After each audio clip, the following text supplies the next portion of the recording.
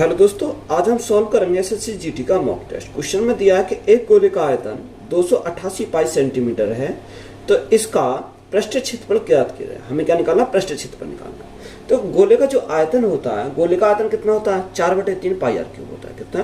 गोले का अगर हम आयतन की बात करें तो 4/3 पाई आर क्यूब हमारा होता है। इजिकल टू यहाँ कितना रखा? उसने रखा 288 पाई। 288 पाई। और देखो यहाँ पाई से तो हमारा क्या कट गया? पाई कट गया।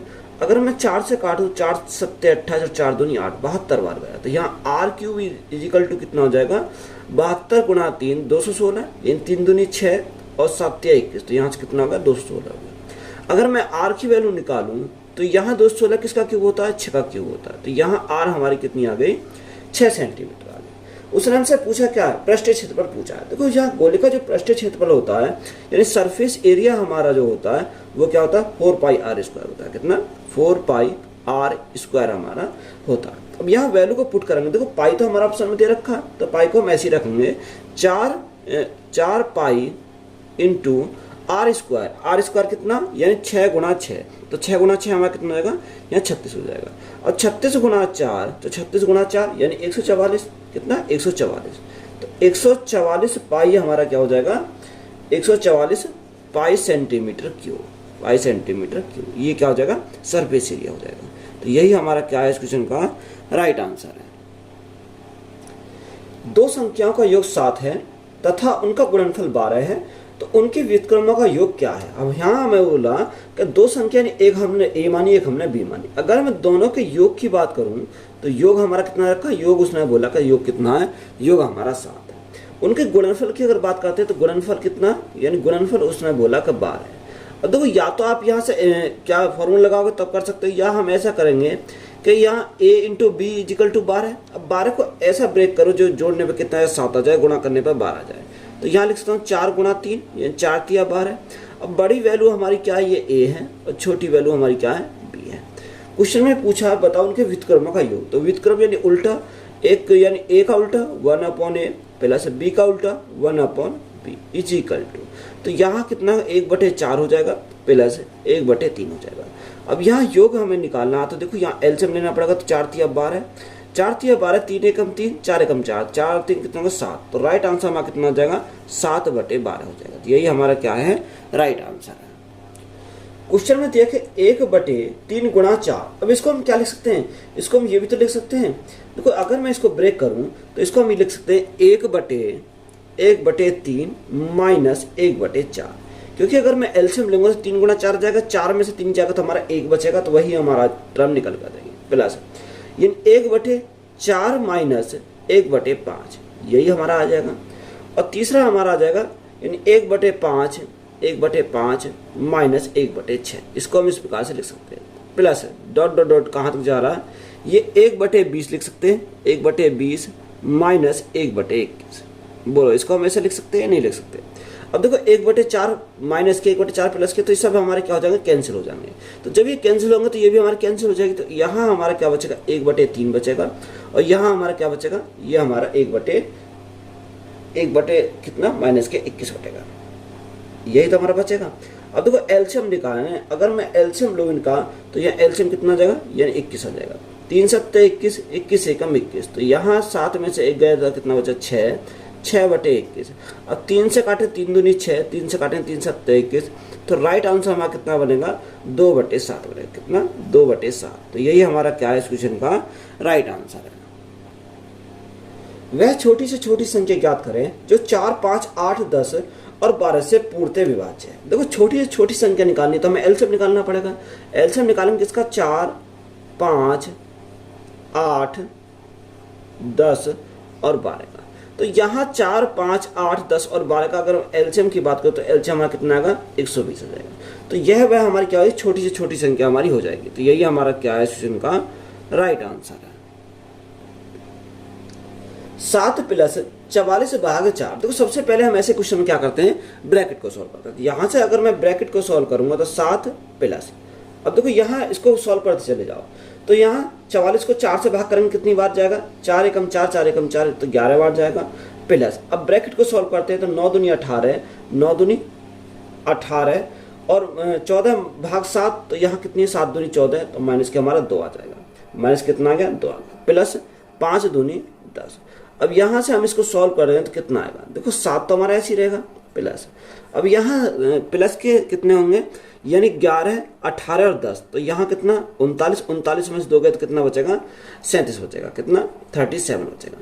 तो यहाँ 37 प्लस 7, तो यहाँ से कितना हो जाएगा, यहाँ से हमारा 47 हो जाएगा, कितना यहाँ से कितना 44 हो जाएगा, कितना, क्योंकि 37 प्लस 7 करेंगे तो हमारा कितना हो जाएगा 44 हो जाएगा। तो 44 हमारा क्या है क्वेश्चन का राइट आंसर है। यदि m प्राकृतिक संख्या है तो m से शुरू होने वाली पहली 5 क्रमागत प्राकृतिक संख्याओं का औसत क्या है। देखो यहाँ बोला कि m क्या है प्राकृतिक संख्या, तो यहाँ 5 संख्या है यानी क्रमागत है, तो यहाँ पहली संख्या में क्या हो जाएगी m हमारी हो जाएगी, दूसरी संख्या m+1 हो जाएगी, तीसरी m+2 हो जाएगी, चौथी m+3 और हमारी कितना 5वीं हमारी हो जाएगी m+4। ये हमारी संख्या हो जाएगी। अब देखो यहाँ हमें इनका एवरेज निकालना, तो एवरेज निकालना तो इनका योग करना पड़ेगा 1 2 3 4 5, यानी 5m प्लस 4 3 7 7 2 9 और 1 10, तो यहाँ से हमारा कितना का 10 आ गया, ये हमारा योग आ गया। अब एवरेज हमें निकालना, तो ये कितनी संख्या 5 संख्या, तो 5 से हम भाग करेंगे, देखो जब 5 से हम भाग करेंगे तो 5 से तो 5 कैंसिल होगा, 5 दूनी 10, तो यहाँ हमारा कितना आएगा m+2 आ जाएगा, कितना m+2 आ जाएगा। तो यही हमारा क्या है इसका एवरेज हो जाएगा, तो ये हमारा राइट आंसर है। यदि P अनुपात Q = 4:5 और P अनुपात R = 2:3, तो यहाँ से P Q R का हम रेशो निकालेंगे, यानी P अनुपात Q अनुपात R, ये क्वेश्चन में बोला। P Q कितना रखा 4:5 दे रखा, P और R का अनुपात यानी 2:3 दे रखा, तो ये हम 3 लिखेंगे।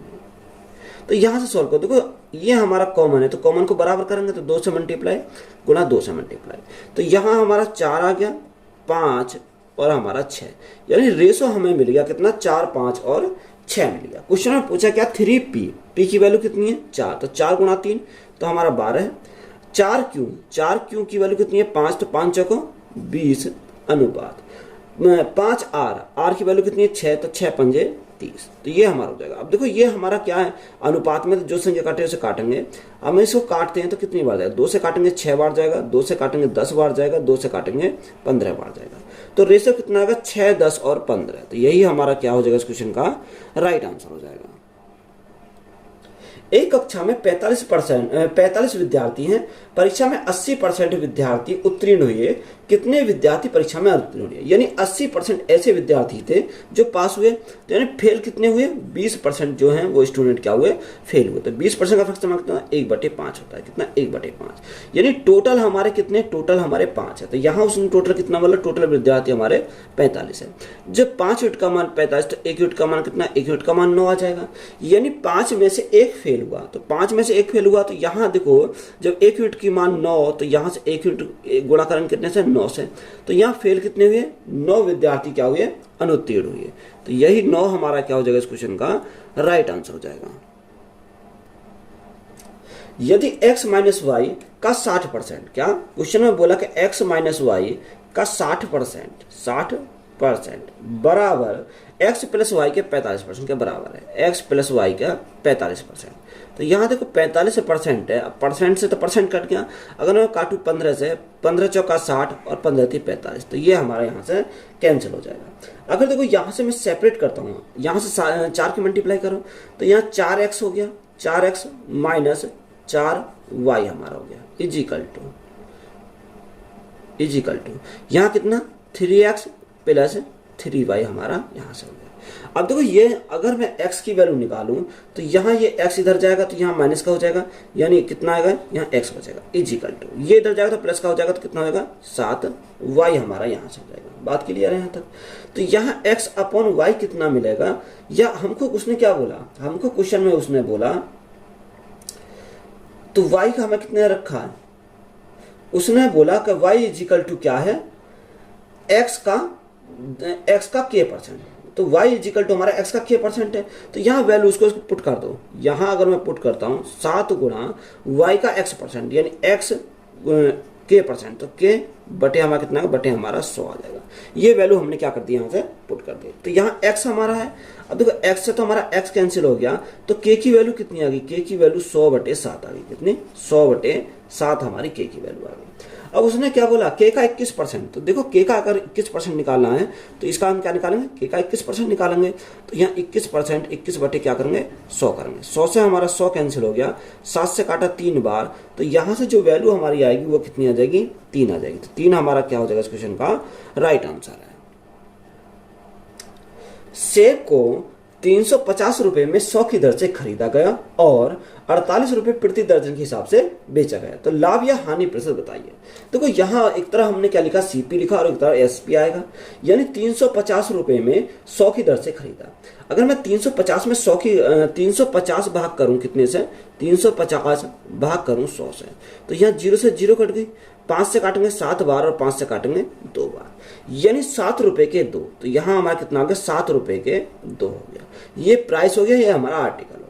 इसी प्रकार 48 हमारा दे रखा, 48 रुपए प्रति दर्जन, तो प्रति दर्जन, एक दर्जन में 12 होते हैं, तो एक का मिल आ जाएगा, यानी 12 कम 12, 12 चौक 48। तो यहाँ 4 रुपए का एक, 4 रुपए का कितना, एक। ये हमारा सीपी है और ये हमारा क्या है, एसपी हमारा है, क्योंकि उसने ये खरीदा ये बेचा। तो यहाँ आर्टिकल को सेम करेंगे तो क्रॉस मल्टीप्लाई कर देंगे, यानी क्रॉस मल्टीप्लाई, तो यहाँ हमारी क्या हो जाएगा, मल्टीप्लाई, ये आर्टिकल क्या हो गया, बराबर हो गया। तो 7 देखा, 7 हमारा कॉस्ट प्राइस हो गया और यहाँ 4 दूनी 8 हमारा सेलिंग प्राइस हो गया। 7 की वस्तु में 8 में बेचा, तो यहाँ प्रॉफिट होगा। यहाँ प्रॉफिट कितने का, 1 का प्रॉफिट कितने के ऊपर, 7 के ऊपर, और परसेंटेज चले हम क्या करेंगे, 100 करेंगे। तो यहाँ देखो 7 से हम भाग करेंगे, 7 से भाग करेंगे कितनी बार, 7 एकम 7, 7 चौक 28, यानी 14 सही 2/7% क्या हो जाएगा, प्रॉफिट हो जाएगा। तो यही हमारा क्या है इस क्वेश्चन का राइट आंसर है। क्वेश्चन में बोला कि एक दुकानदार नीचे दी गई 2 छूटों संबंधित योजना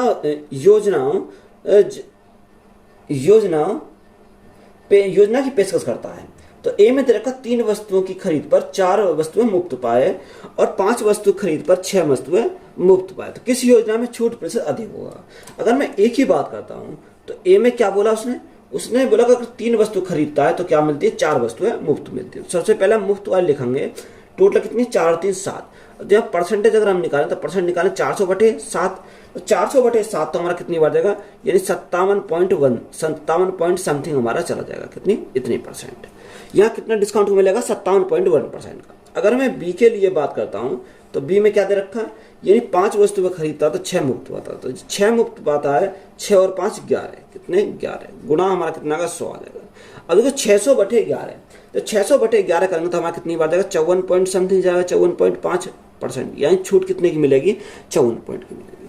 तो यहाँ हम कह सकते हैं कि बता कौन से उसमें क्या है, कौन सी योजना में छूट अधिक मिलेगी। यहाँ 57 छूट मिली है, 54 की छूट मिल रही है, तो कौन सी योजना मिल रही है, यानी ए जो योजना है उसमें छूट ज्यादा मिल रही है। तो यही हमारा क्या हो जाएगा इस क्वेश्चन का राइट आंसर हो जाएगा। क्वेश्चन में देखा एक धनराशि का साधारण ब्याज 12 से 2/4% वार्षिक दर पर कितने वर्षों में मूलधन के बराबर हो जाएगा। देखो साधारण ब्याज और मूलधन हमारे क्या है, बराबर है, तो बराबर है तो यहाँ हम इसको बराबर लेंगे, यानी यहाँ पर क्या लेंगे, साधारण ब्याज भी हम पी मान लेते हैं और हमारा यहाँ से प्रिंसिपल भी को पी मान लेते हैं, इनटू रेट कितना, रेट हमारा 12 चौक 48, 48 और 2 50/4, यानी 50/4 हमारा क्या आ गया, यहाँ से हमारा दर आ गया, इनटू टाइम और बटे हमारा कितना, बटे हमारा 100 होता है। अब देखो 50 से काटेंगे कितनी, 50 दूनी 100, पी से हमारा पी कैंसिल हो गया, तो ये टाइम हमारा कितना आएगा, 4 दूनी 8 वर्ष, कितना, 8 वर्ष हो जाएगा। तो यही हमारा क्या है इस क्वेश्चन का राइट आंसर है। 18,000 रुपए की राशि को 10% वार्षिक चक्रवर्ती ब्याज की दर पर ऋण पर दिया गया, तो तीसरे और चौथे वर्ष के चक्रवर्ती ब्याज के बीच में क्या अंतर है, यह हमें दे रखा। देखो यहाँ हम इसको सबसे शॉर्ट ट्रिक से करेंगे, कैसे करेंगे, यानी उसने प्रिंसिपल कितना रखा, प्रिंसिपल हमारा 18,000 है, कितना, 18,000 हमारा प्रिंसिपल है। अब देखो ब्याज जो मिलता है 10% वार्षिक मिलता है, यानी 10% वार्षिक है, तो पहले साल में जो ब्याज मिलता है वो चक्रवर्ती पे क्या मिलता है, साधारण ब्याज का मिलता है, यानी 10% का फ्रैक्शन कितना, 1/10। अब 10 में 1 का ब्याज, तो यहाँ कितना होगा, यहाँ 11 हो जाएगा, यानी 11/10 हो जाएगा, ये 3 साल के लिए, यानी अगर मैं 3 साल के लिए निकालूं तो यहाँ 11/10 हो जाएगा। अब तीसरे और चौथे वर्ष के जो हमारा उसमें क्या है, चक्रवृद्धि ब्याज के बीच में अंतर पूछा। तो अंतर हमसे पूछा 11 और 10 का अंतर हमारा 1 बटे हमारा कितना आएगा 10 आ जाएगा। अब देखो यहाँ हमारे 0 0 0, यहाँ से 3 0 कट गई। अब 11 गुणा 11 है तो यहाँ से 121 गुणा कितना 18 और बटे हमारा कितना, बटे हमारा 10 हो जाएगा। अब देखो यहाँ हम बात करेंगे 18 कम 18 का 8, यहाँ से लगा 1, 18 36 और 1 37 का 7, यहाँ से लगे 3, 18 कम 18 3 21, तो यहाँ कितना 2178। अब जब 10 से भाग करेंगे तो 1 अंक बाद पॉइंट आ जाएगा, तो यहाँ से हमारा कितना आएगा 217.8 आ जाएगा। तो यही हमारा क्या है, इसका अंतर हो जाएगा।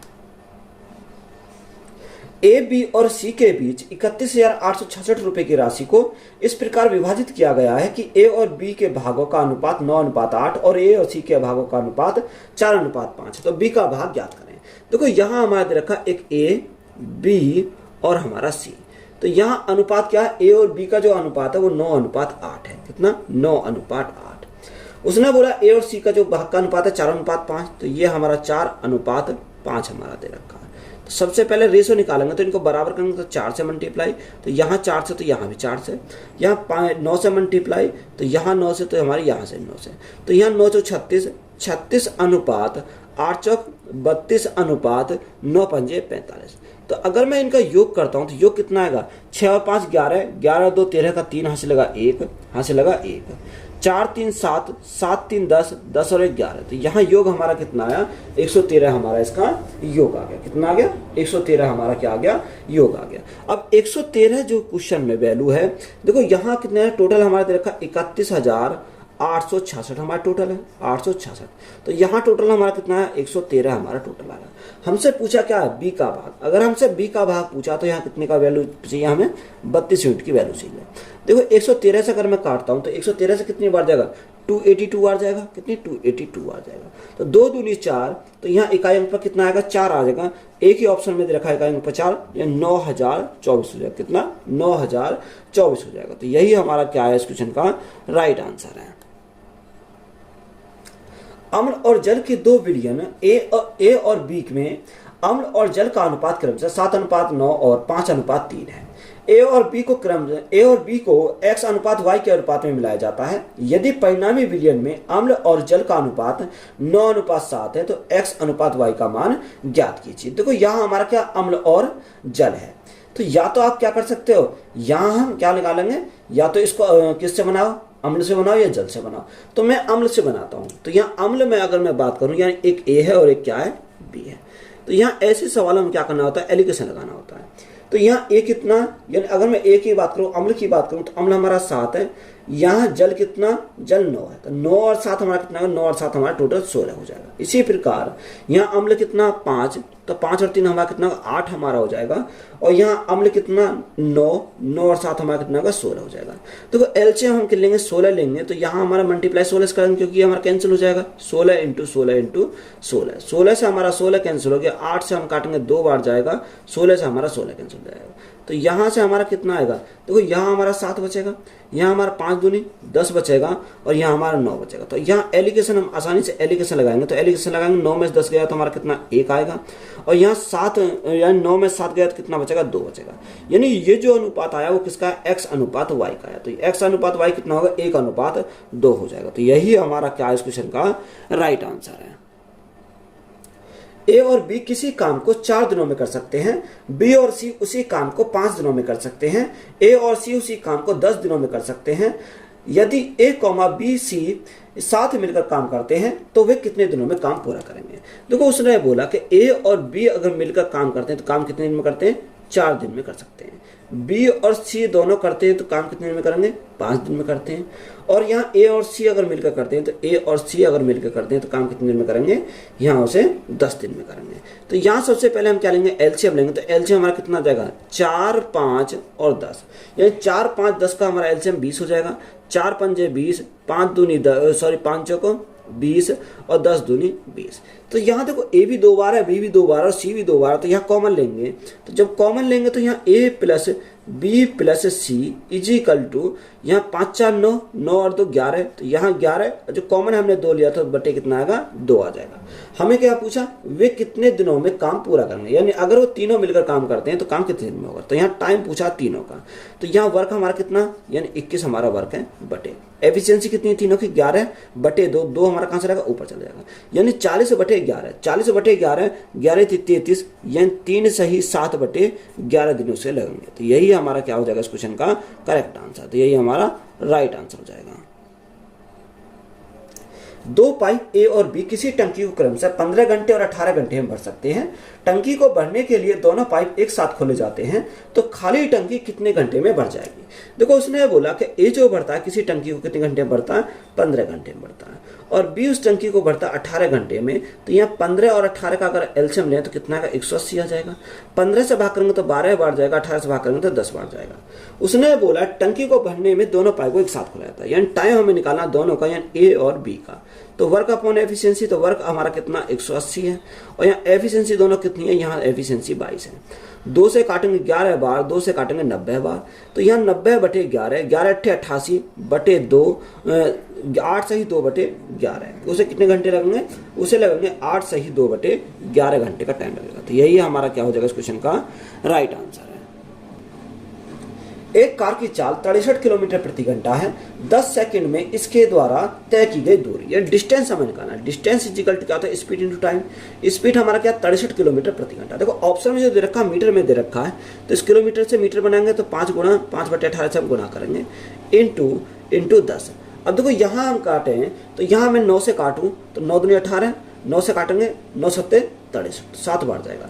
2 से काटेंगे तो 5 बार जाएगा, 5 पंजे 25, 25 6 को 150, 25 सत्ते 175, तो यहाँ की डिस्टेंस हमारे कितने 175 मीटर आ जाएगी। तो यही हमारा क्या है इस क्वेश्चन का राइट आंसर है। 2 ट्रेनों की चाल का अनुपात 2:5 है। यदि पहली ट्रेन 5 घंटे में 350 किलोमीटर तय करती है तो दूसरी ट्रेन की चाल किलोमीटर प्रति घंटा में क्या है। देखो 2 ट्रेन है, जो स्पीड का रेशो है वो कितना 2:5 दे रखा, कितना 2:5। अब हमें से उसने बोला कि पहली ट्रेन 5 घंटे में 350 किलोमीटर तय करती है, तो यहाँ से हम क्या निकाल सकते हैं, यहाँ से स्पीड निकाल सकते हैं, यानी 350 किलोमीटर जाती है कितने घंटे में, 5 घंटे में। तो 5 से अगर भाग करें तो 5 सत्ते 35, तो इसकी स्पीड कितनी है 70 किलोमीटर प्रति घंटा हो जाएगी। यानी 2 यूनिट का मान 70, तो 1 यूनिट का मान कितना 35 हो जाएगा। तो हमसे उसने पूछा बताओ दूसरी ट्रेन की चाल, तो दूसरी ट्रेन की चाल हमें निकालनी है, 5 यूनिट का मान निकालना, तो 5 गुणा 35, तो 5 पंजे 25 का 5 हासिल 2, 5 दिया 15 और 2 17। तो यहाँ से दूसरी ट्रेन की जो स्पीड आ जाएगी वो कितनी 175 किलोमीटर प्रति घंटा आ जाएगी। तो यही हमारा क्या है इस क्वेश्चन का राइट आंसर है। क्वेश्चन में दिया कि 12 वर्ष पहले ए और बी की आयु का अनुपात 12:5 है। अब से 12 वर्ष बाद उनकी आयु का अनुपात 18:11 होगा, तो उनकी वर्तमान आयु के बीच का अंतर बताओ। देखो यहाँ उसने हमें अंतर पूछा है। देखो उसने बोला कि यहाँ 12 वर्ष पहले, यानी एक ए है और एक हमारा बी है, तो ये हमारी प्रेजेंट एज होती है, बीच में प्रेजेंट एज होती है, तो उसके 12 वर्ष पहले, तो 12 साल पहले की अगर बात करी तो वहाँ अनुपात कितना 12:5 हमारा दे रखा है। 12 साल, अब से 12 साल बाद, तो 12 साल बाद जो अनुपात है वो कितना 18:11। देखो यहाँ जो गैप है वो गैप बराबर है, तो गैप बराबर है, तो यहाँ हमारा 5 और 11 का गैप कितना 6, तो 6 यूनिट का मान, तो 12 + 12 24 हो जाएगा। तो 1 यूनिट का मान कितना है, 1 यूनिट का मान हमारा 4 आ जाएगा। कितना आ जाएगा, 1 यूनिट का मान हमारा 4 आ जाएगा। हमसे उसने पूछा क्या है, उसने पूछा कि वर्तमान आयु के बीच का अंतर। देखो आप 2 तरीका से सॉल्व कर सकते हो। देखो यहाँ 12 और 5 का अगर मैं गैप की बात करूं तो यहाँ गैप कितने का, यहाँ गैप हमारा 7 का। देखो या तो पहले 12 साल पहले की बात कर लो या 12 साल बाद की बात कर लो, यानी गैप हमेशा क्या होगा, बराबर होगा। गैप हमेशा बराबर होता है, यानी गैप में कोई चेंज नहीं होता। अगर वो कोई व्यक्ति 12 साल पहले अगर बड़ा है तो 12 साल बाद ही बड़ा होगा, तो गैप हमारा क्या आता है, समान आता है। तो यहाँ जब समान हमारा गैप आएगा, यानी 1 यूनिट का मान 7, तो यहाँ 7 यूनिट का मान कितना, 7 × 4 हो जाएगा। यानी जो गैप आएगा वो प्रेजेंट गैप कितना का 28 हमारा आ जाएगा। कितना 28 आ जाएगा। तो या तो आप इस प्रकार सॉल्व कर सकते हो, या हम कैसे करेंगे, देखो 1 यूनिट का मान 4, तो 12 यूनिट का मान 12 × 4 = 48, यहाँ भी हमारा कितना 4 बार, तो यहाँ 12 × 4 = 48, 48 प्लस 12, तो हमारा कितना का प्रेजेंट एज हमारी इसकी कितनी आएगी, 60 आ जाएगी। अगर प्रेजेंट एज 60 आ गई, इसकी कितनी आएगी 5 × 4 = 20, 20 और 12 हमारा कितना हो जाएगा 32 हमारा हो जाएगा। यानी इसकी प्रेजेंट एज कितनी आ गई, 32 आ गई। अगर मैं इन दोनों के गैप की बात करता हूँ, यानी इन दोनों के गैप की बात करता हूँ, तो गैप भी तो हमसे पूछा था। देखो 60 माइनस 32, तो यहाँ 8, 5 में से 3 गया 2, तब भी हमारा गैप कितने का, 28 का आएगा। तो इस प्रकार से हम इसको सॉल्व कर सकते हैं। तो यानी गैप हमेशा क्या होता है, बराबर होता है, या तो 12 साल पहले निकाल लो या 12 साल बाद में निकाल लो, गैप हमेशा समान होगा। तो वीडियो अच्छी लगी है तो वीडियो को अपने दोस्तों में शेयर करें, चैनल पर नए हो तो चैनल ज़्यादा सब्सक्राइब करें एंड चैनल को सपोर्ट करें। धन्यवाद।